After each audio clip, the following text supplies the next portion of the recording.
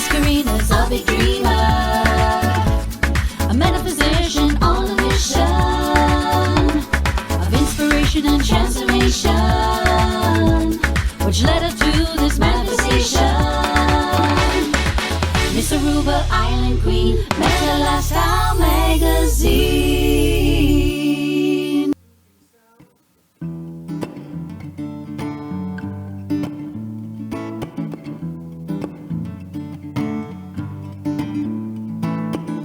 We'll escape through the back door, walk out through the pouring rain. Don't believe what the doctor says, 'cause I know we both feel okay. This world keeps spinning and living in it for me is with you now. So what's your heart trying to say? I'll be your escape route. Oh, when you could be mine. I'm ready for the real thing, baby, 'cause that's my desire, yeah. We'll escape through the back door, break free from the games we once played, get a house with a nice view, fresh air by the ocean, baby. This world keeps spinning and living in it for me is with you now. So what's your heart trying to say? I'll be your escape route. Oh, and you could be mine. I'm ready for the real thing, baby, 'cause that's my design, yeah. Guess we'll just have to wait for the waves to break some more on the whispering shores of time. I'll be your escape route. Oh, and you could be mine. I'm ready for the real thing, baby. Oh, 'cause that's my design, yeah. I'll be your escape route. Oh, you could be mine.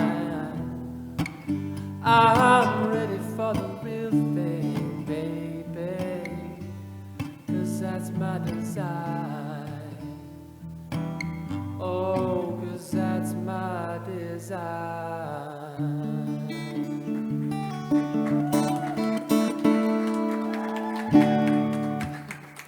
Thanks, guys.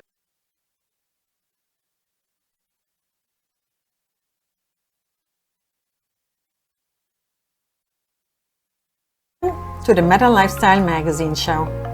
I'm your host, Karina Felix.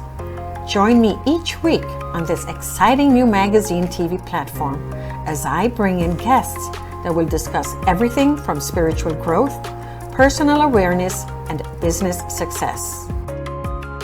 Join us as we share our journeys and inspire you to live a meaningful life, serve a higher purpose, and make a global impact. Oh my goodness, thank you so much. That was Alessandro, who I just met this weekend. Again, I keep running into people and the connection is so amazing. And thank you so much, Alessandro, and we will see more of him later on in the show. Thank you so much for tuning in today to the Meta Lifestyle Magazine show, the source for enhancing, impacting, and transforming lifestyles. I am your host, Karina Felix. And I have with me Miss Nandini. Oh, again, so here we are. And we're going to start off also, because it's Valentine's Day, we're going to start off with a poem. Is it a poem? It's just a very short piece on the heart. So I'm excited for her to read this for us, and then we'll have a little discussion after that, right? As soon as we are ready to go, yes. Okay, so this is just a short piece I've written on the heart, and it's called The Place of Secrets. The place of secrets must be the heart. How much of our hearts do we really share? There are those who seem to be an open book, but with time you learn that they too harbor deep secrets. The heart is what hurts. We speak of a broken heart. The heart is what loves. We speak of a loving heart. So we dance this tightrope of being open to loving and being closed to pain. Where do we store what protects us? This heart, this precious organ of life, is the first to form in the womb. The heart is our first intelligence, forming before our brains. We live in a world that values intellectual intelligence. The softer characteristic of emotional intelligence is studied and said to be important. But ask anyone which drives greater worldly success. Our hearts, holding the intelligence we really need, has therefore become the place we store our vulnerabilities. It is our place of secrets, to be shared only when we can trust, but never to be fully opened to the world. That is beautiful. Thank you so much for sharing. So tell us what inspired you to write that. I'm actually part of a writing group, and every time we meet, we just do little prompts, and it must have been last Valentine's Day, I can't remember, and so we were obviously writing on the heart. And those were the words that came to me. There's no preparation when these prompts are done. I know. You simply write what comes to you. So those were the words that came. Yep, I totally get it. I have a lot of poetry just like that. It's in a moment of inspiration, is something that needed to come out, and it's there. So that's great. So happy Valentine's Day to everyone, and again, welcome to our show. We have a fun show today, and I don't know, you have any thoughts on Valentine's? I know we were talking about, you said what a heart wants and the secrets. What's the meaning and the background of that to you? I guess, we always talk about our hearts while we're really focused on our brains. True. We live in a very masculine world. That's the reality that we are in. And the more feminine aspect of living from the heart is something that we've lost. And perhaps that is why many times we just carry a very heavy heart. And I guess that's what those words seem to portray the more that I read it. It's that place where we keep everything that is so secret to us. And although we may share some of those secrets, there are some things that our heart holds that it's only for us. And the more we share what is in our hearts, I think the better this world would be. If we lived from the hearts, we live too much from the brains. And I think that is what we need to change as the feminine energy comes in. Do you think that many times, and we've all been in love and out of love, and in love and out of love, and we've had the broken heart and the crushes, but do you think at some point we block that wanting to let people too close? Like we let people in but not enough because we're afraid of what if my heart is broken again, and we don't live enough in the moment of, so what if it's broken? I already went through a broken heart. Here I am, I'm okay. So let's break it again. As long as I can have the moment of that enjoyment. You're laughing, Michelle, I'm gonna get to you soon. But a moment of just abandon, just have fun. I mean, so what? Because enjoy that, it while it lasts. yeah, because it's always that beginning of a relationship that's so amazing, so much fun, so energetic, it's crazy. But when we stop that from happening, we actually stop half of the enjoyment of being in love, falling in love, and it's okay to fall out of love, but it's the experience that makes the whole difference, right? We're afraid of pain. That's what it is. We do not want to be hurt, and we want that euphoria to last, and we all know that it doesn't. It doesn't. And that's the question. Why doesn't it?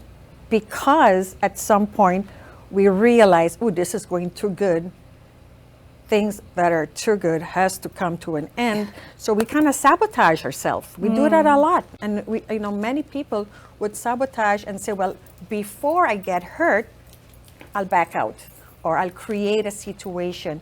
And sometimes it becomes subconscious because it's such a habit of saying, before it goes there, I'm out. And then you stop yourself from enjoying what could have been something fun. And even if it's just for the moment, sometimes that moment is all you need. Sometimes that moment is just whatever that catalyst you need to get you to that next level, right? To jump out of that comfort zone. But, I was just speaking, Karina, I'm just thinking about what you said about why the euphoria does not last.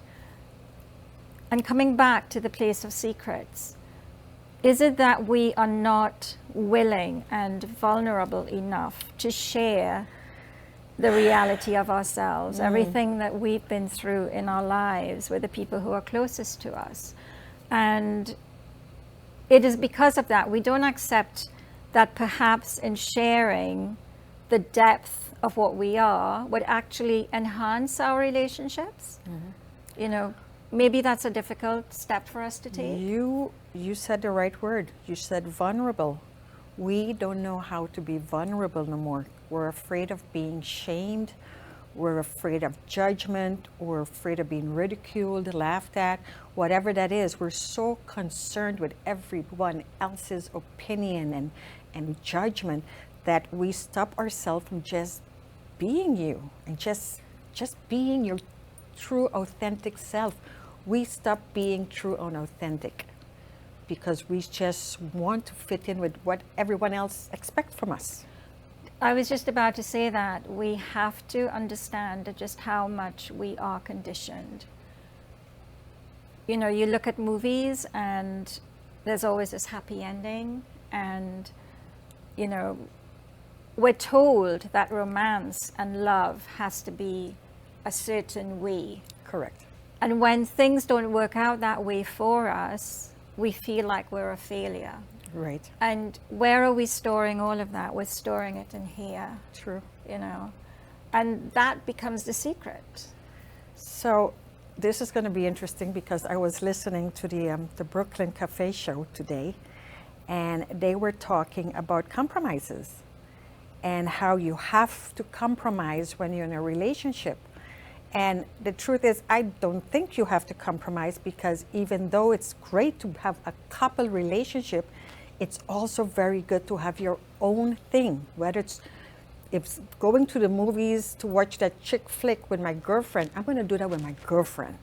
Then there's that time that I just want to be alone to do my own thing. And then there's that couple. That's where the compromise should be.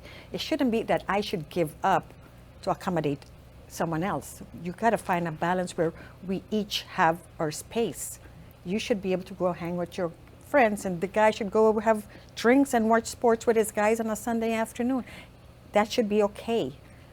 We shouldn't always have to give up, because the minute that word give up shows up, resentment goes with that. Right? So very true. And I think for us women, because we've been conditioned to always be available, Yes. to always be the giver, to Yes. always be the carer, Yes. and that is what is expected of us. And it's very, very difficult for us to draw the boundaries and Yes. say, this is my time, Yes. this is my space, this is what I need to do right now. Don't keep expecting me to be available whenever you think that I need to be available to you, and I return that Right. to you. Right. Yes. We just have to change the way that we perceive relationships. We've been conditioned to think of them in a certain way. And boundaries. We have such an issue with boundaries. We don't know how to create boundaries to make sure everyone gets their space, and especially for young couples and there's kids. Now the kids is pulling here, and your friends are pulling, and the spouse is pulling, and parents. There's so much going on. There's so many moving parts. So you do have to find that space where you could dedicate without feeling guilty of taking time for yourself, which is, again, one of those things again. Today is the day of love, and what is the most important love that we can have? Love of the self. Yes. If we're not able to love ourselves, we're not able to love anybody else. So on that note, we're going to go on a short commercial, and we will be introducing today's guest. And we have quite an interesting show today, so see you in a bit. Hi, I'm Karina Felix, publisher and editor of Meta Lifestyle magazine, the source for enhancing and transforming lifestyles. And today I have a special offer just for you. Go to my website, metalifestylemagazine.com/subscription, and get your free edition today. You've been watching the Meta Lifestyle Magazine show with your host, Karina Felix. If you would like to connect with me, go to metalifestylemagazine.com/connect.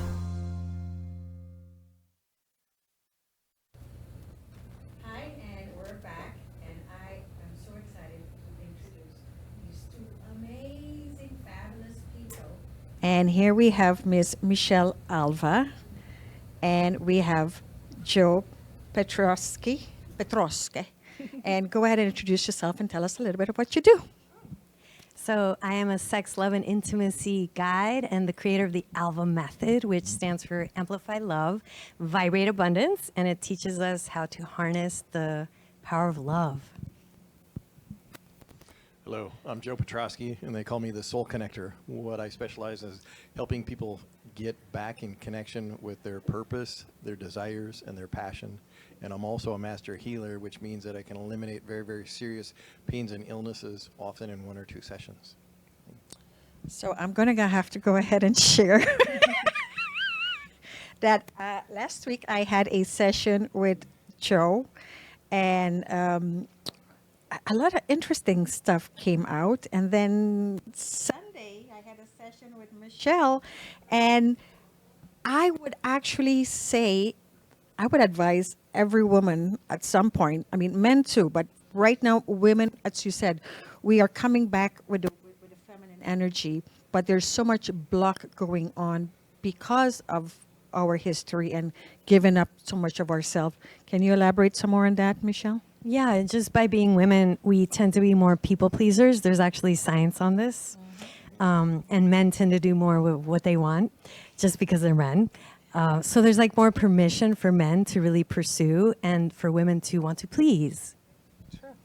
Joe? So much of what ends up happening is women compromise, and they do things often that they don't want to do. And unfortunately also women are subjected to so much sexual abuse, leering, touching, all of those kinds of things that they don't enjoy. And that's held within the body, and what we hold inside our tissues, we don't even necessarily know. But when we go into new relationships, all of those things start to ring, and it starts to taint the new relationship. So those are the things that we want to heal. And they say that 1 out of every 3 women, 1 out of every 4 in the United States have had some type of sexual trauma. And so, gentlemen, it's really great to find out when you start dating a woman's history, because then men wonder why can't she open up? Why does she cry? And 1 out of every, I think it's 5 or 6 men have had some type of trauma. So there's a lot of trauma in our world. So what can you tell us about, even men, they're assuming that they're always okay, but what's that giveaway that they would know, well, something maybe is not working here for me? Well, anytime that you leave a date or even a conversation and you feel angst, you feel at ease or ill at ease, and you're worried what she's thinking, you're worried and you're preoccupied, that's something where it's like, okay, hold on a second. We got to really come back, check our own boundaries. What are my wounds that are getting triggered that I'm so out here trying to figure out what I can do to save the relationship or get her attention? It's like we want to be able to stay within our own self to be able to heal that. We also want to look at ourselves as the people that we are attracting into our lives are feedback for where we are at, because we attract what we are. We don't get what we want. And so this way of living that I have discovered from all the courses I've taken, I start to just look at whatever's coming into my life as an opportunity for me to go deeper within myself and help myself to reflect on where I'm at, where do I get to process and heal. So relationships are so wonderful for that reason. But we don't see them as lessons, do we? I think that may be the Well, problem. that's why we're here on this show right now. Yes. Exactly. Yeah. We don't see them as lessons until they're broken. Correct. And what if we don't have to see them as lessons? We can see them as opportunities. That's And we could see them more as the nature of life is always wanting to support us to grow and thrive, because that's what nature does. And so changing our lenses and just choosing to see every experience as an opportunity to grow, just like nature, that really shifts your own relationship with life and with yourself and with each other. And that's why we're here. And I'm so happy you asked us to come on. Welcome, sweetie. Yeah. So, Thank you. yeah. So my take on this is and I see it all the time. A woman says, I want a man that blah, blah, blah, blah, blah, and she names off a list of items. And I always say, well, if that's what you're looking for, you have to become that first. You have to have whatever it is. You have to be independent. You need to have your income. You need to have whatever it is that you want a man to bring into your life. You need to be that person first, or else you can't attract a person in your life. Rather than expecting someone to fill all the holes that are in, So I may not have a great sense of humor, and I'm looking for somebody with a sense of humor. The problem is that we've watched way too many Disney movies when we were children. So honestly, I literally married my prince, and I was Cinderella. And I think that we don't want to do that, but I have to be honest, so much of what we see as children does not empower us. Absolutely, that's the conditioning that I mentioned. It's every form of media, we are so conditioned, and we just have to come back to the truth of ourselves. Not all of us are going to find a prince galloping on a horse coming into our lives. If there are any women here who've experienced that, good for you, yeah. But, the prince is going to come in a different way, and we have to accept that each way that happens for us is the right way. Correct. So do you feel that we want something, and when we get that something, we're not satisfied and we want more? And is that because we really don't know what we want? Well, if I can be so honest for myself, I have had low self-worth, and my father left when I was 14, so I felt very abandoned. And I made up all these stories about myself because of my childhood, as we all do. And so I feel as though I have kind of kept a lid on my total awesomeness ability to receive myself. And because of that, I have limited my ability to expand with a partner, because that's all we're ever doing. I think a lot of us are afraid of having it all. I think we're afraid of joy because it's not so rampant in our world.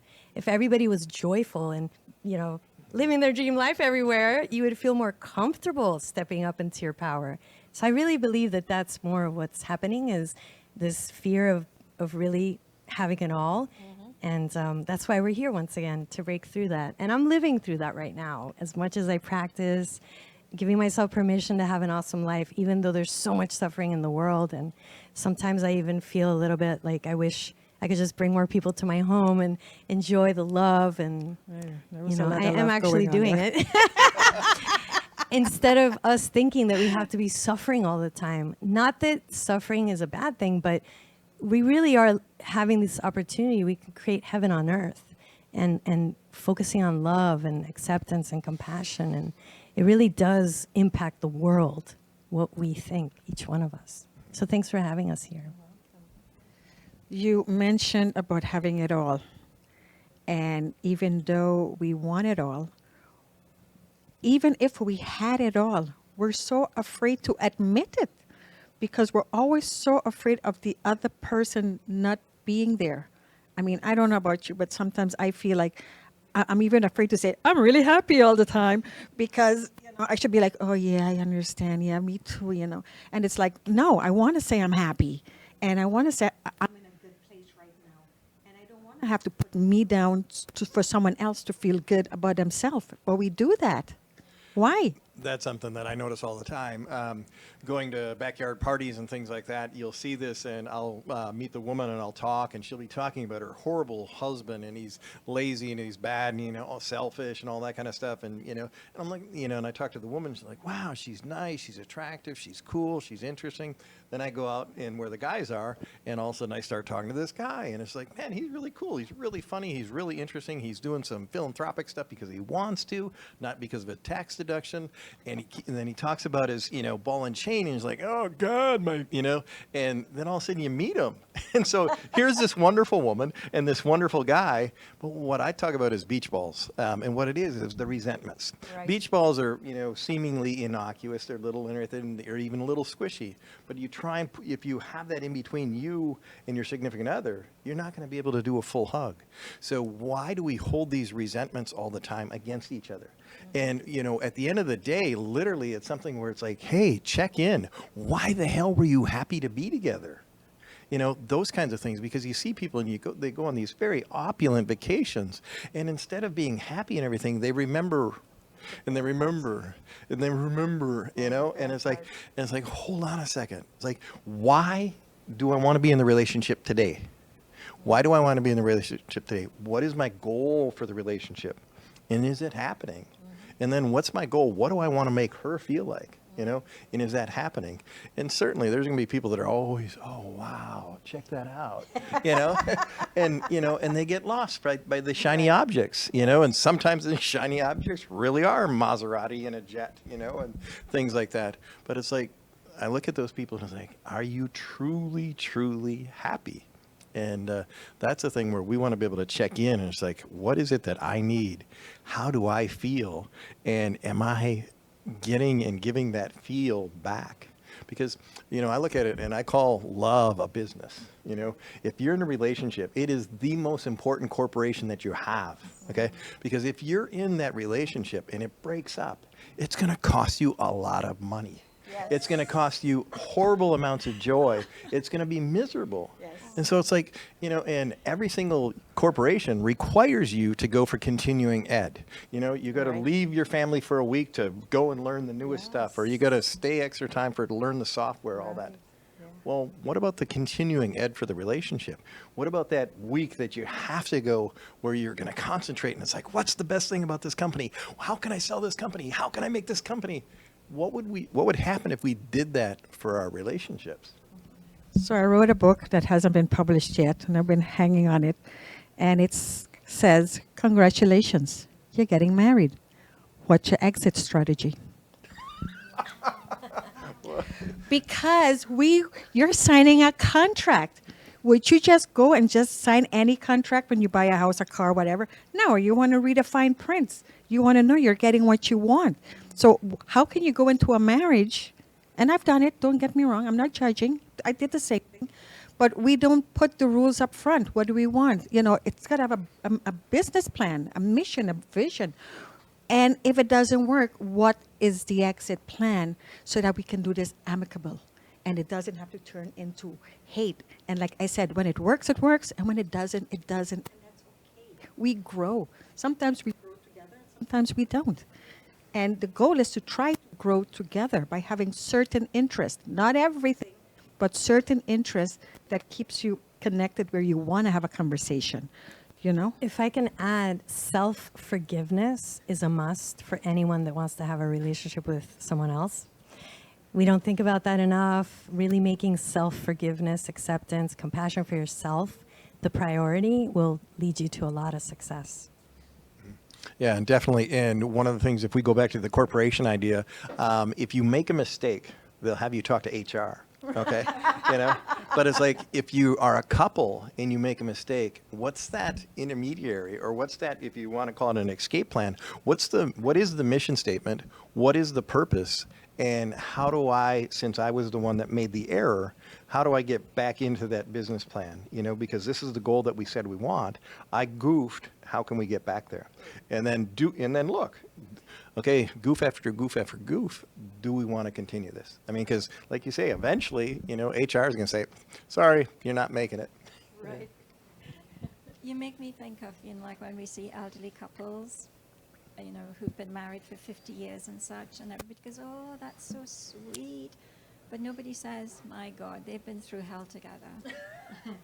And they survived. They held each other's hands. They helped each other through it. You know? That's the thing. When there's truly a successful, loving couple, to me, it's like, damn, that is nice. I mean, it is so nice to be able to see those couples that are truly like that. The people that are just biding time, it's like, yeah, we've been together for 45 years. It's just like, I'm sorry. I mean, there's the difference. But again, it's like we all know that whatever we concentrate on, we create. And so if I want that, I can't keep looking down there. You know, I got to say, this is what I want. And try and do that. I coached someone once, and everything that she said was her negative, you know, my negative relationship with my parents and my negative, and all her childhood was so negative. And one day I asked, isn't there anything positive? I said, can you find me one positive thing that you had with your parents? And she looked deep back into her archives, and she came up with a moment like, oh, my mom took me to, I don't know, the swing, whatever. And the minute she did that, a second memory, good memory came up, and a third good memory. And all of a sudden, she chose to remember the negative. But when we start choosing to remember the good parts, then that starts to snowball into more and more and more good. And many times I would say, I lived a fabulous life. My life was amazing. Doesn't mean I didn't have hard times, but I chose to remember the good parts, the fun parts. And the other one, I'll deal with it at the time.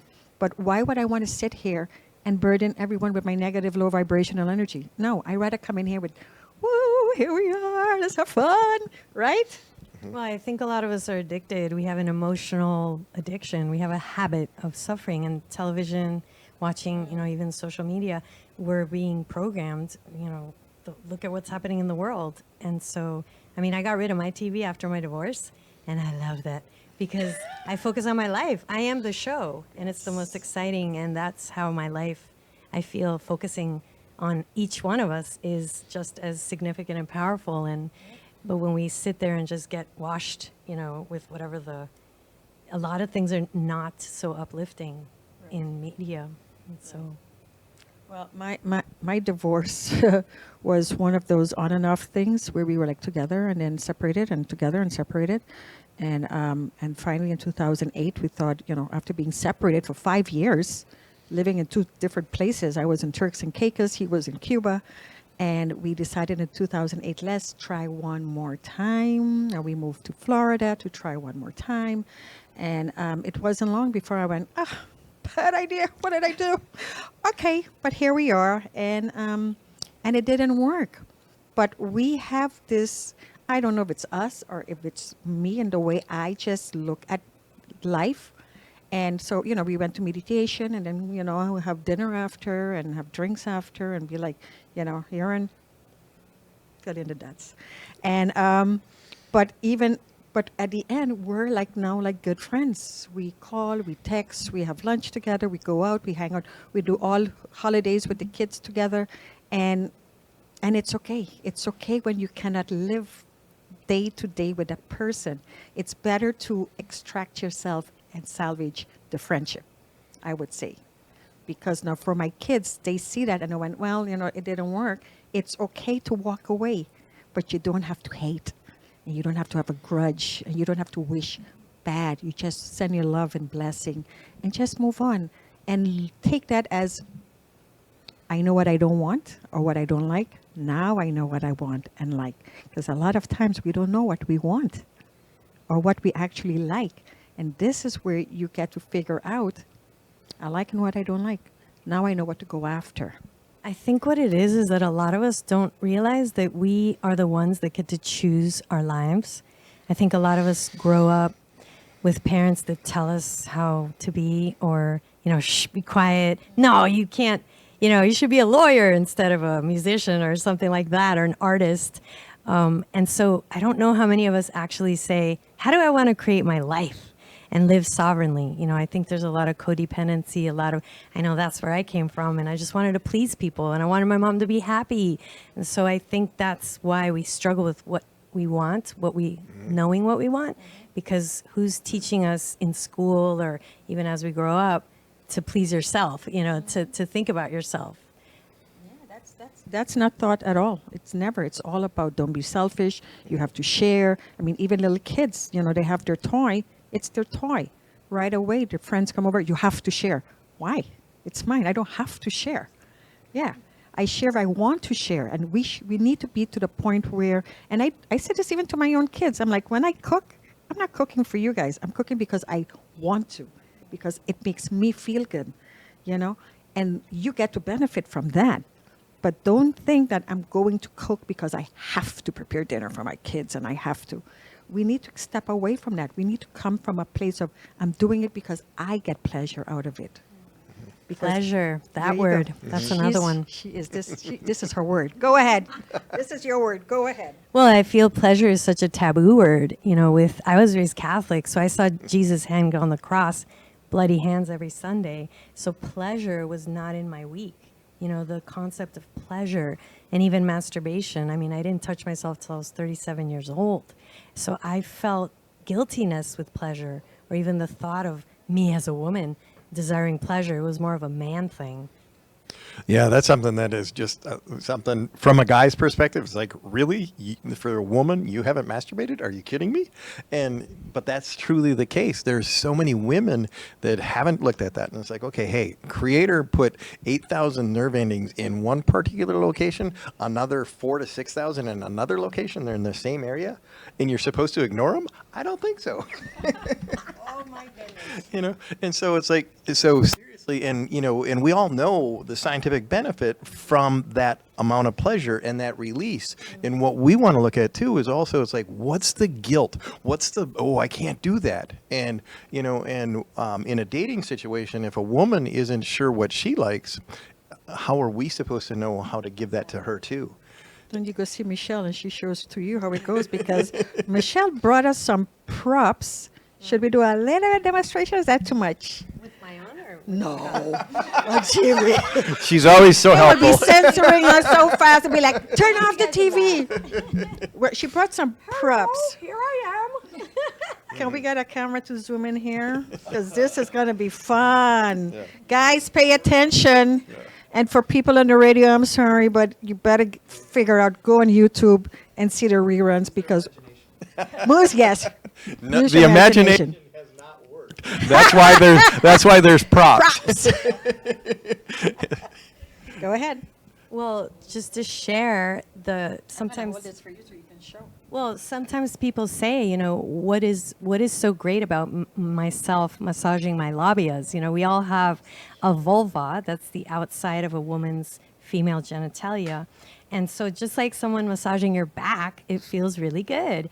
But for a lot of women, if you imagine, 1 out of every 4 women have had sexual trauma. So if women themselves start to massage their inner thighs, their labias, just for the pure decision of paying attention to this part of your body, we actually hold memories in our tissues.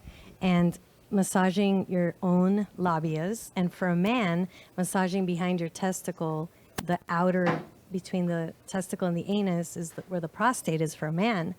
And so men just caressing yourselves, caressing your testicles, just massaging around that area, we're creating this pleasure, kindness relationship where somebody may have spread your legs open violently or just penetrated you without consent.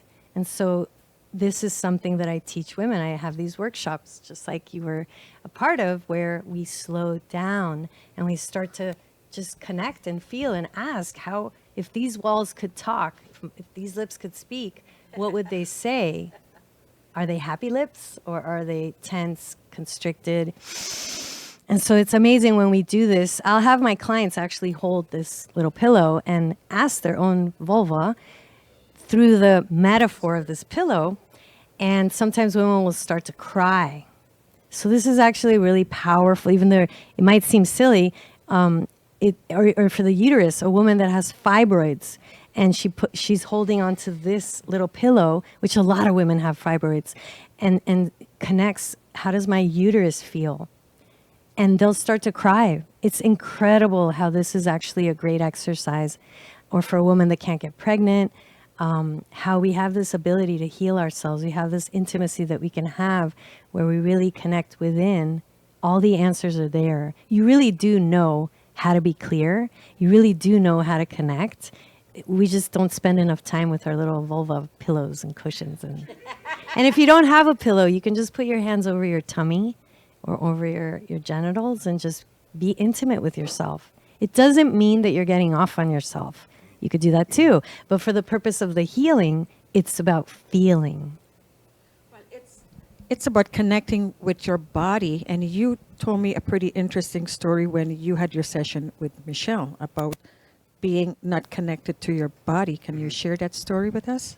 Sure. Are you allowed to? I'm sorry. Only if you want to. I'm sorry. Joe, well, I had a Tantra practitioner training, and Joe was one of the models, and God put us together. He was my first male client ever. So it's actually an honor to have this amazing conscious man who is just such a badass healer too. You know, he's on a mission. And so it was so sacred to be partnered up with you. And I didn't even know him. I never met him before that. Well, I didn't expect it to go here, but might as well, since we're being about truth and healing. So, yeah, I had an extraordinary childhood, and I was beat extensively. And so I didn't realize it, but I left my body. And so what was happening is this is true science. And so I want you guys, because if you look up Tantra, the true aspect of it, it's been written for over 5,000 years. And this is stuff that is amazing. They talk about how to do these healings. The stuff that she was talking about with the vulva, that's been talking about the yoni mapping and things like that to remove that energy from the abuse. Well, I went for healing because I knew it was really interesting how it had happened. I had gotten a phone call from a friend of mine that teaches about Tantra. She says, Joe, I'm going to ask you a question in a minute. And whatever your answer is, it's okay. And I knew intuitively that the answer was yes. And then she told me what she wanted me to do. And she wanted me to be a model for a lingam massage. And so a lingam massage is basically it's a very long 45-minute, hand job. And so the idea, though, is to do this in a sacred, special way, to be able to bring out those things like Michelle had talked about, to bring out that pain, to bring out these things. And sometimes when it's done, the man can't even get an erection because there's so much energy, there's so much hurt, there's so much negativity that's coming out. Well, when Michelle was doing it to me, I was blissed out. I was like, wow, this is great. And she goes, Joe, you're not in your body. And I'm like, what do you mean I'm not in my body? I was higher than a kite. I was feeling terrific. And so she said, close your eyes. And so I closed my eyes. And then what ended up happening is when my eyes were closed, she had scratched me all the way down my torso on both sides. She says, Joe, open your eyes. And she goes, look at your chest. And there was red marks on me. And she goes, you didn't even feel that. You weren't even aware. And that's how much I had left my body. And that's something that both men and women, because of our different traumas, and also just because of the darn guilt, we've been told we can't relax. And we have all these things. And it's like, how can I trust? Do I really open up to you? And that's a really scary thing for both couples, for both people. And so to be able to open up like that, when Michelle let me realize that, I was just like, wow. So I tried with breath to stay inside my body and be inside my body, and it was fantastic. And so when this happened, I'm not going to go into all of it, but when she did this, there was a vision that happened. It was just like, bam. And what it was is it felt like one of those old-time x-ray plates were taken out of my body, and the light from the backside of me shone to the front. And then what had happened is there was another vision that I'm not going to share particular about, but there was another vision when this happened. There was dust and there was smoke, and the dust was all the physical violence that I experienced, and the smoke was all the verbal violence that I had experienced. And it was the first time that I could think of my father and say, and this is my dad, instead of this is my dad and, or this is my dad but. And so if there's family and friends out there watching, it's like, okay, I know my dad's trying now to be a good guy and everything like that, but back then he was a rageaholic and I'd suffered a lot. And when you did that, it was such an amazing thing. So if you be careful who you go to, but Tantra healing is huge in what it's done for me. And I have a background in pelvic floor physical therapy. I just want to throw that out there because I would not have been able to do at a Tantra training what I did if I didn't have that background in science. And so I really feel safe to have had the confidence to trust my intuition because we were practicing lingam massage, but it wound up being something different. And that's the beauty of it. Joe was so open. He was open to the unknown.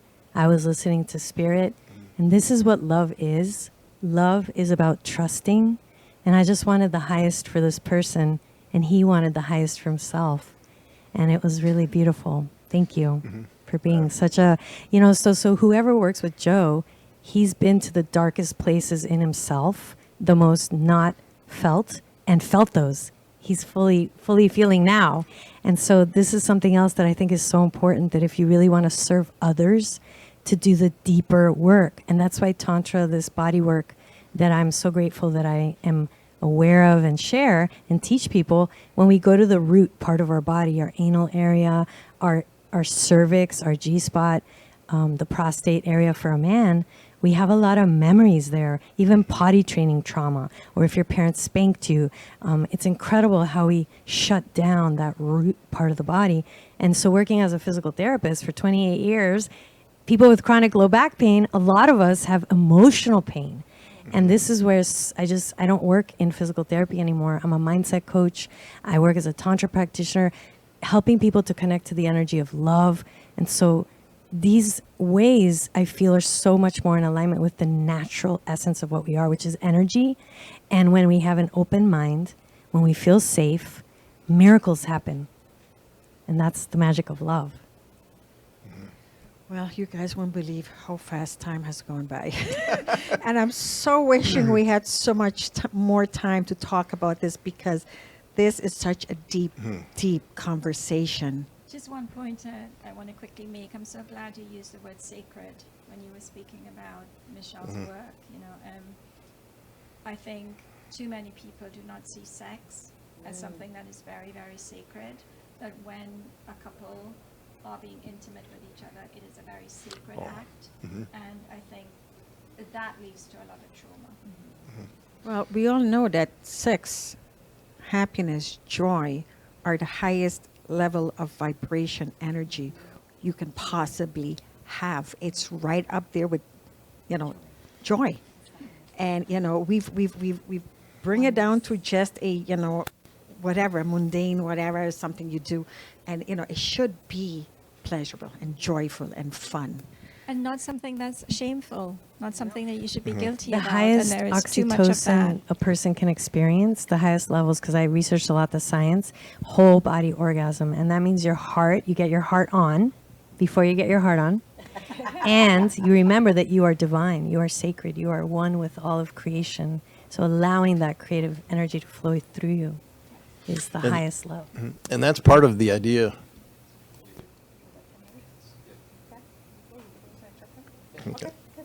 Okay. And so that's, with Tantra, one of the principles of that is that the person in front of you is the expression of God. Okay. And so that God is here right now to let you know how much God enjoys you, how much God treasures you, and how much God wants you to have pleasure. And so when you see that person as an expression of God right here in front of you, and that you get to basically give all the love that you can to God or Goddess in front of you, that's the idea. That's the trueness of this. And so it is a very beautiful and sacred thing. And so if you are going to do tantric work, really interview the person. How would you talk about that? Because Well, first and foremost, get really clear on why you're seeking a service, because sometimes people call and say, inappropriate questions. And so I do my best to be clear about how I want to work with people. And to me, what my goal is to help people connect to their heart. That's really important. A lot of us, if we want to have amazing tantric sex, it really has to do with your heart. The heart is the most electromagnetically charged organ in the body.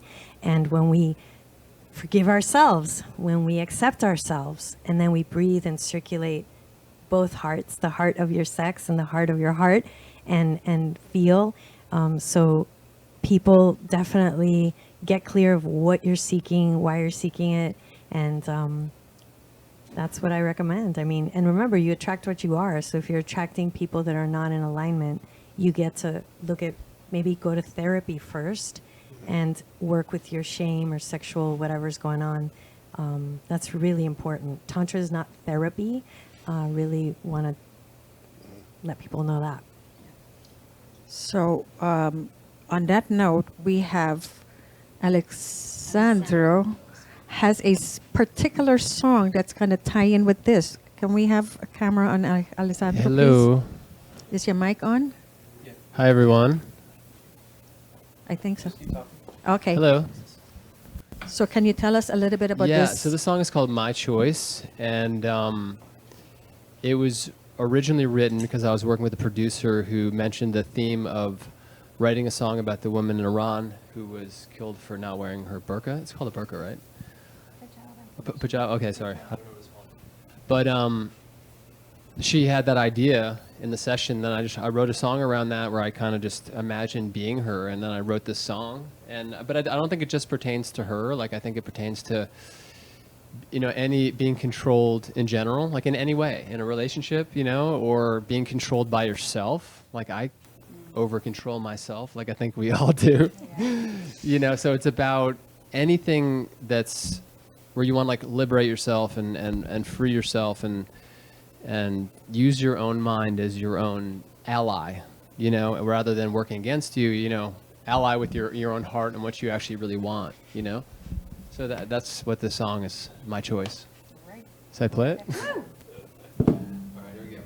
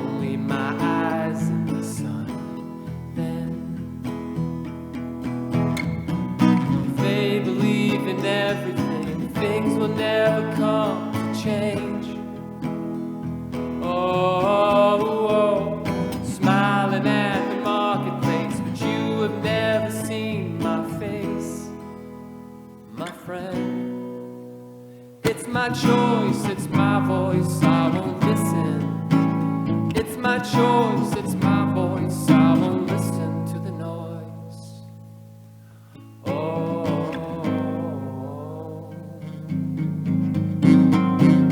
Told me to lie, won't cover and hide all this love, dear. Into the night, so fear in their eyes when we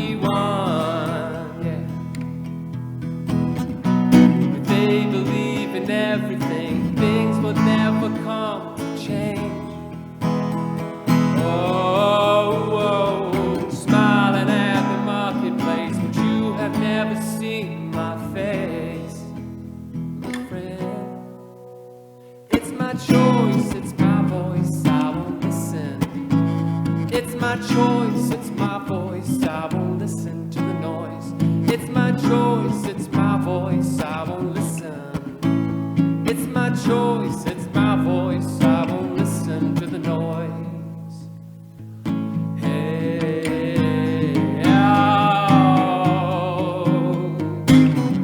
we've got a long way to come. We've got a long way to come. It's my choice, it's my voice, I won't listen.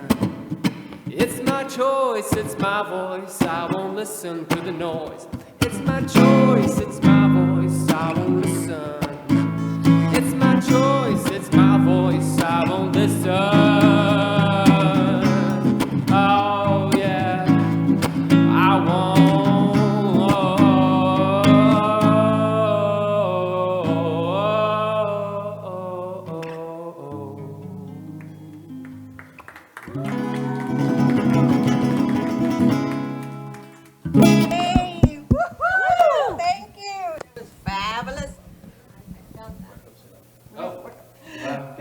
Okay. No, you're not gone yet. You're good, sweetie pie. You're closing the show. So we just want to say a little goodbye. So if there's anything you would like to say, a little tip, a little something, some gratitude. Yeah, I want everyone to know that you are the creator of your life, much more than we've been led. Yes, there is a God creator source. You are creative. And wherever you place your focus, it's going to expand. So why not amplify love and vibrate abundance? If we look at nature, we're breathing oxygen all the time. Nature is what we are, and it's abundant. And so spend more time outside is what I recommend. Learn how to diaphragm breathe. Go to Michelle Alva TV on YouTube. There's 100 free meditations. And experience more the aliveness that you are. And remember that everything's happening for us. And if you just choose love, just keep saying that. I choose love. I choose forgiveness. It's going to take you to amazing places like it has to me. And what I recommend is look at the goal for your life. We so often just live on automatic pilot, same day in, day out, everything is like Groundhog's Day. Well, what is your goal for you? How do you want to be happy? What kind of things do you want to experience? Put those out, and not just in vision board, but every single day. What is it that you want? And look to see if that's happening within yourself, and then definitely inside your relationships. Thank you so much for joining us on the show today. Love you guys so much. And do we have time for nothing? Can we end the show right here? Can I end right here? Can I do my ending right here? Okay. Can we end with a song too?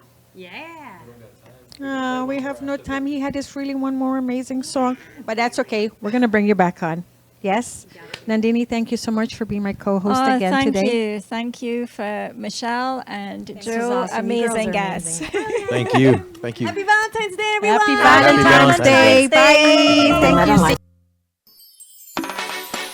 Miss Karina's a big dreamer, a metaphysician on a mission of inspiration and transformation, which led her to this manifestation.